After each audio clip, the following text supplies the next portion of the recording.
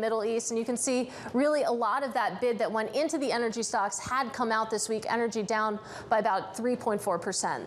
Yeah, it's been an incredible U-turn to watch, and then to see this complacency at the end of the week is pretty amazing. Coming up, we're going to talk about Amtrak, its plans to improve, including next-gen Acellas and a Mardi Gras service to the Big Easy. Can they do that if this Trump administration drastically reduces the amount of money it invests in this kind of transportation? This is Open Interest.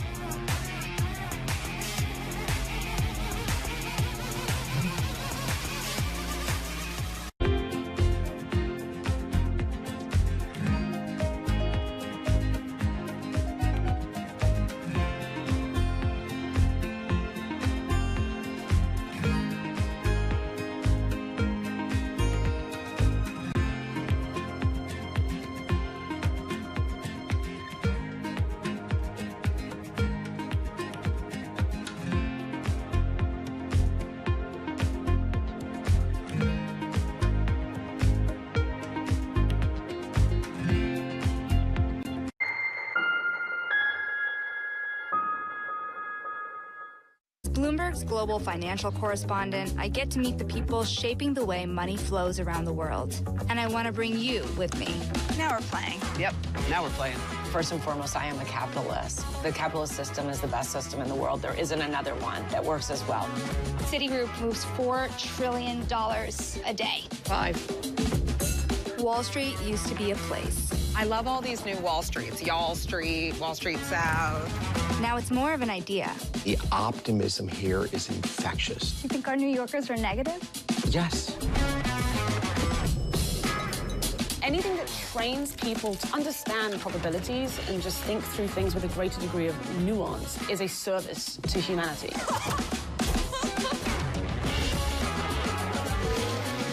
I hope you survived the day. I did. It was a busy day.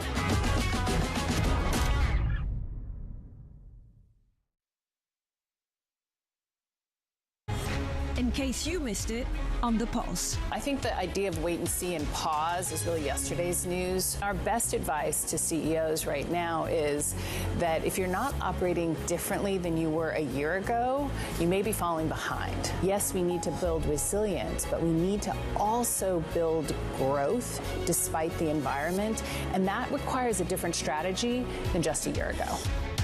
Don't miss The Pulse, live every weekday. Join me each week on Wall Street Week for stories of capitalism from business, markets, economics, tech, and climate. More than what you need to know, it's what you need to think about. Global headquarters in New York, I'm Danny Berger. Welcome to Bloomberg Brief. Let's set your agenda. Bloomberg Brief delivers the market news, data, and analysis you need live every weekday only on Bloomberg. Context changes everything. I'm David Weston. Join me for the next generation of Wall Street Week. This week, whether we can trust the CBO predictions about the one big beautiful bill as Congress races toward a July 4 deadline, selling U.S. residency through President Trump's gold card, and what's at stake for business and the economy in the New York City mayoral election. It seems to me that this is a maximally risky moment for New York City. Watch the all-new Wall Street Week. More than what you need to know, it's what you need to think about.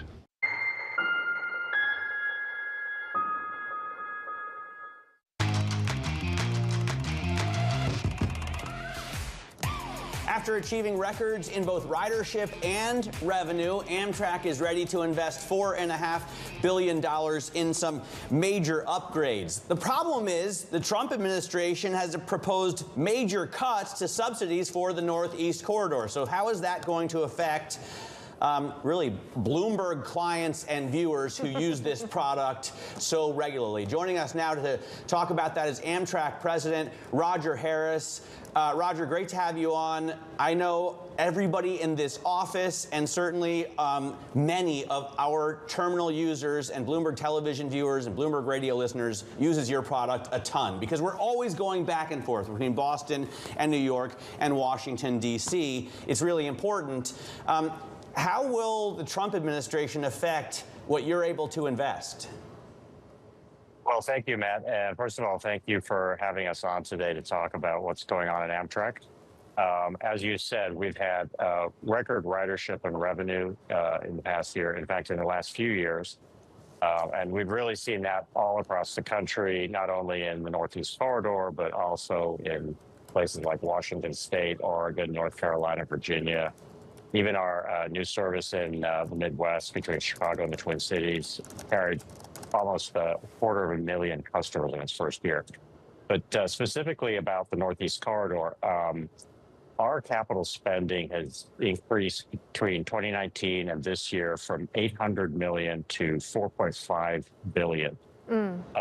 And really, this is not so much a question of less money for the NEC. It's a change in the sources of funding for the projects that we're building. So traditionally, a lot of the Northeast Corridor investment was funded from the operating earnings on the service. And during COVID, Congress appropriated more money for the Northeast Corridor to help underwrite the operating losses that occurred then.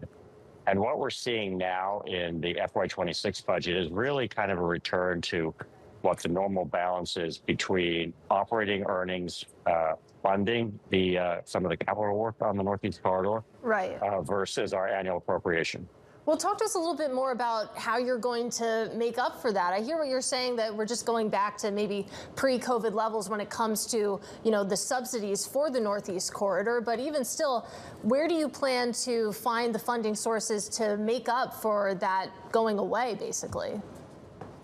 Well, I think there are two ways to think about this. One is what I said, which is the increase in operating earnings. So that's, hundreds of millions of dollars a year that goes towards these projects. But the other thing to think about is that the split in our appropriation from Congress that talks about the Northeast Corridor versus the national network isn't about where the assets exist so much as it is the types of trains. So there are trains in the national network that come from states like Pennsylvania and Virginia that operate on the Northeast Corridor, and the operation of those trains can contribute, the funding in that appropriation contributes to the reinvestment on these assets. So it's not quite a perfect alignment between which account the assets are funded from and where the trains are operated. There seem to be a lot of projects that Bloomberg's reporters here are focused on. We got some brilliant questions from Ted Mann, so shout out and thank you to him. The Frederick Douglass Tunnel in Baltimore is one that the Republicans are making a lot of noise about, potentially changing that project. Is that going to go through? The Susquehanna Bridge in Maryland needs to be replaced, the Connecticut River Bridge.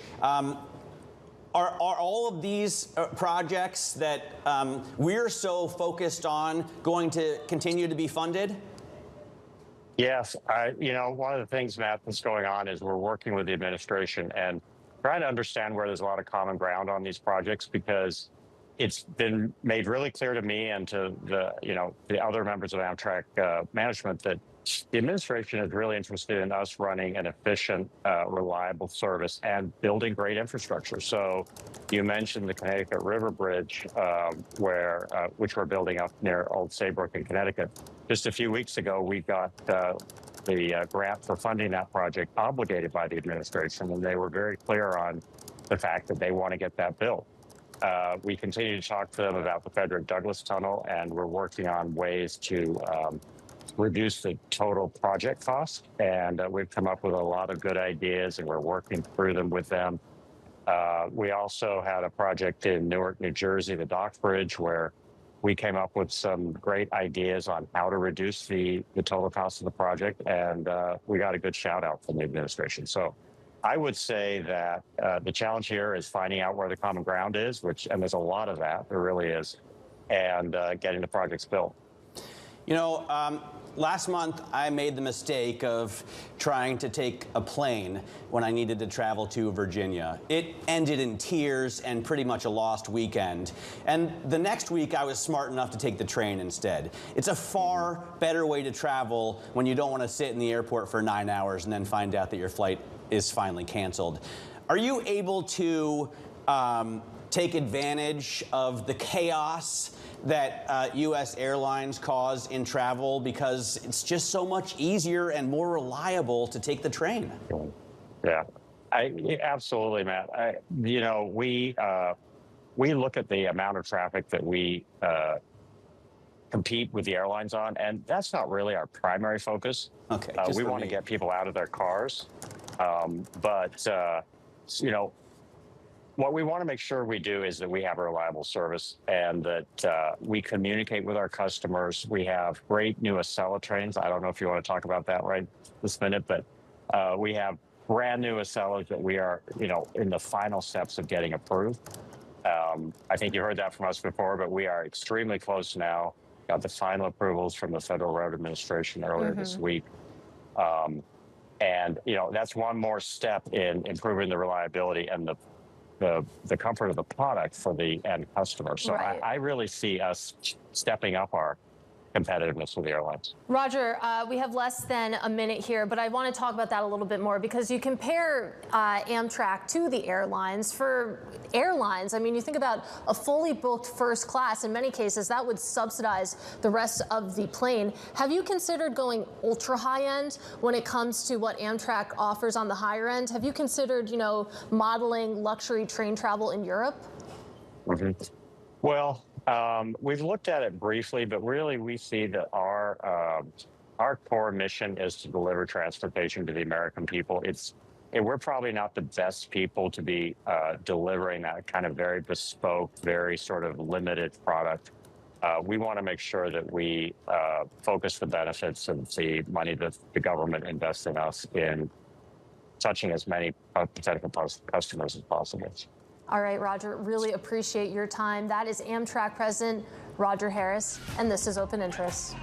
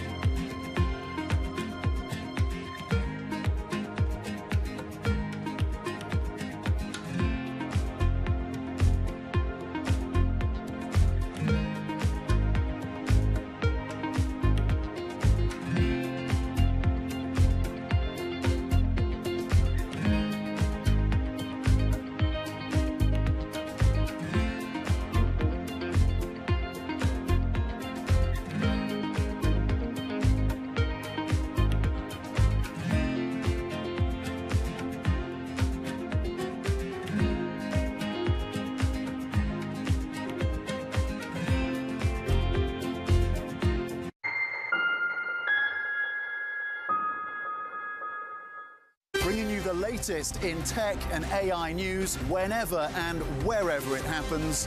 I'm Tom McKenzie in Paris, and this is Bloomberg. Why do the biggest names in business choose Bloomberg Television? That's a great question. It's a very good question. Interesting question. Good question. Great question. I so appreciate that question. You certainly ask interesting questions. Bloomberg Television. Top experts, great questions.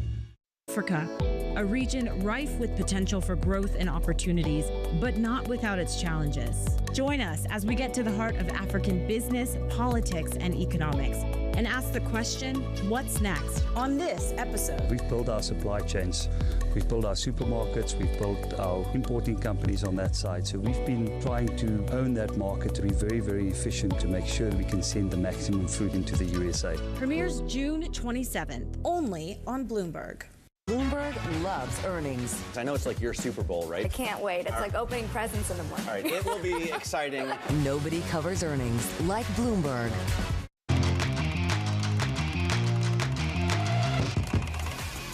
Well, today is the annual Russell Reconstitution Day. After the market close, FTSE Russell will rebalance its indexes, adding the likes of Brookfield Asset Management and On Holding to its large-cap Russell 1000 index. Trading volumes are expected to surge at the close, given that funds with trillions of dollars track Russell indexes. Let's discuss more with Catherine Yoshimoto. She is Director of Product Management at FTSE Russell. Great to have you with us. Last year on the annual Reconstitution, we saw record trading volume. Should we expect the same this day? I think the street is predicting roughly the same amount as last year. It's hard to say until we actually get to the close. We are keeping a close eye on it, but again, largely expected to be similar to last year. Let's talk a little bit about some of the changes that are being made. You know, I mentioned that you have Brookfield, you have On Holding added to the Russell 1000, and it's interesting. It seems like you have a lot of names that are graduating up from your smaller cap indices to the large cap grouping. Yeah, absolutely. And this is typical of any reconstitution. We see graduations from the Russell 1000, Russell 2000 to the Russell 1000 as the companies get bigger, but also companies from the Russell 1000 dropping down. We do have a band in place to make sure we're not, causing unnecessary turnover due to small changes around the break point. Between the Russell 1000 and Russell 2000, the break points held steady, roughly at 4.6 billion compared to last year. It's around the same. What is interesting is we saw the biggest names continue to get bigger.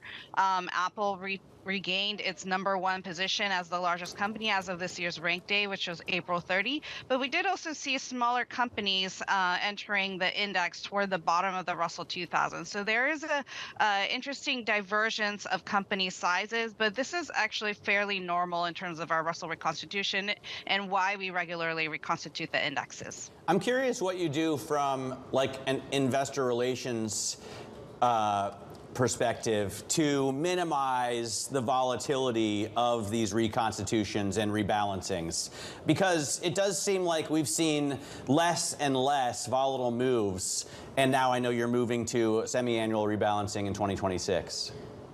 That's correct. So since 1989, we've had an annual reconstitution. Originally, Russell indexes were reconstituted quarterly, then semi-annually, and then this will be our 37th annual reconstitution. That's because investors, index users largely want less turnover. They don't want to see as much change in the benchmarks. Now, I think what is behind, some of the feedback to go to a semi-annual reconstitution from next year, we're going back to twice a year, adding a November reconstitution, is some of these changes that are happening, but also the growing trade volumes at the close of Russell Recon. You alluded to record flows last year, volumes. We did hit a record last year, $220 billion, and the trade at the close of reconstitution has been above $100 billion for the last 5 years. So, that was one of the primary reasons, actually, from a risk mitigation standpoint, to have a second reconstitution. But we are largely known as a well-telegraphed, transparent index provider in terms of the Russell U.S. indexes. The rules are transparent. We, our rank day was April 30th. We made our preliminary announcements on May 23rd. And so that gives you a long lead time for the markets to prepare for the event that's happening today, June 27th at the close. So about a month, right? All right, so Catherine. That gives stability. Got to leave it there. Really appreciate your time. That is Catherine Yoshimoto of FTSE Russell. And tune into ETF IQ on Mondays at 12 p.m. New York time. And just as importantly, you can read all about the ETF industry in my weekly newsletter. That is Bloomberg.com/ETF IQ newsletter, Matt Miller. What a fun hour. Yeah, that was fun. Yeah, I hope we get Roger Harris back again, because I didn't realize how interested I was personally in Amtrak. That is the best kind of interview to do. And I feel like the whole newsroom kind of chimed in as well. Yeah. Everybody cares about taking the train. Coming up in the next hour, everybody cares about Kate Moore. We have her on as well, Citi Wealth Chief Investment Officer, why she thinks markets are not priced for evolving.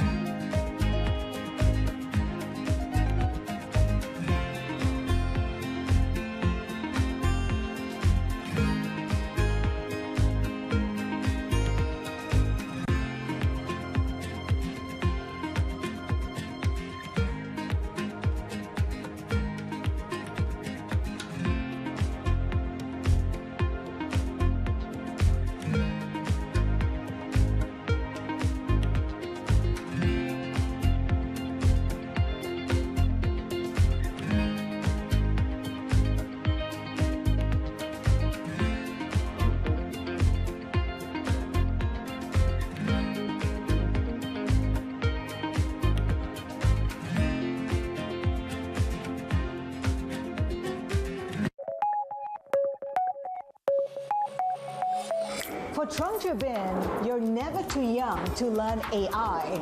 That's why he's urging the government for school kids as young as 6 to be taught how to use it. Within this system, from first grade, they all start with the AI education. They play 4 years, just playing. And then from 5th grade, they start to develop AI by themselves. And STEMs and robotics, I see very clearly how Vietnam should be in future. Vietnam just about 100 million people, young people, good educations, and latest technology. That's the only way to go. Education not contribute much profit for equity, but from the country point of view, that's most useful contribution what equity should do. And today we're thinking about every kids, not in cities like Hanoi or Ho Chi Minh City, but kids in the countryside should got the good education. That's what we're going to do now. So you are leapfrogging? Yes, exactly.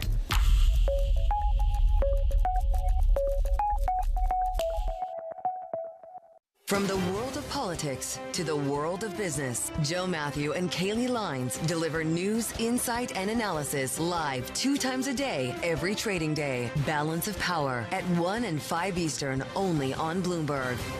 U.S. jobs numbers are released. Bloomberg has the report under surveillance with crucial data and expert analysis at terminal speed. Nobody covers Jobs Day like Bloomberg.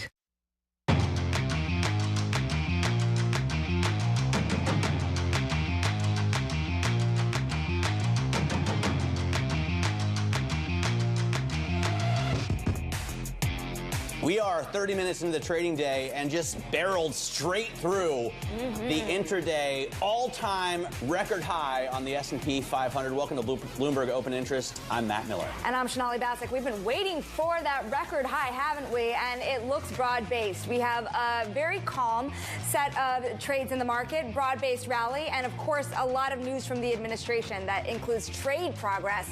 The U.S. and China agree to a framework. Treasury Secretary Scott Bessent says the administration's trade push could wrap by Labor Day. Citi's Kate Moore joins us as the record highs are reached here. She says U.S. large caps are the best house on the block, and well, what a day to talk about that. And what a day to sit next to you. The need for speed. Legendary producer Jerry Bruckheimer shares his secrets behind his new blockbuster, F1, the movie. Yeah, I'm excited to, I'm going to see F1. I'm going to see the matinee show this afternoon at the IMAX with our entire production team. Well, and you're ditching us. Well, I hope y'all turn into Real Yield at 12 o'clock, because that's what I'll be missing for you. Anyways. Sonali has to stay at work. But you know what? Let's talk about the main story of the day. And it really was news that broke yesterday on Balance of Power. We have a trade deal with China. Howard Lutnick told that to Joe Matthew and Kaylee Lines. Now China has confirmed the framework. But listen to what Howard said yesterday. So the China deal, we inked the deal. You remember we had a trip to Geneva, and then that was being slow played. We got back together in London, and that deal was signed and sealed 2 days ago. Meanwhile, Treasury Secretary Scott Bessent says the Trump administration's agenda for trade agreements could be wrapped by Labor Day. For the latest, we are joined by Bloomberg Washington correspondent Tyler Kendall. How does the summer go along? I mean, between the trade agreements and between the big, beautiful bill, outline here how the administration is hustling to get it all done. Yeah, hey, Sonali. So officials have repeatedly told us that once they get through that self-imposed July 4th deadline to pass the big, beautiful bill, then the attention will focus back to trying to show that they have made progress when it comes to these trade deals. Now, as you mentioned, we heard from the Treasury Secretary Scott Bessent earlier today, who says that there could be a push to wrap up everything by Labor Day, but a lot still needs to get done here. You mentioned at the top, of course, the leading story that Howard Lutnick had confirmed on Bloomberg TV yesterday, that they had inked the agreement that they reached in London. But we have to keep in mind that was really the agreement over those export controls about rare earth minerals, and then the U.S. loosening their own export curbs that they put into place to try to get Beijing to the table. But that doesn't mean that we have a more finalized deal. That's going to take many more months. And Shonali and Matt, it does seem like we are in for perhaps a few more months here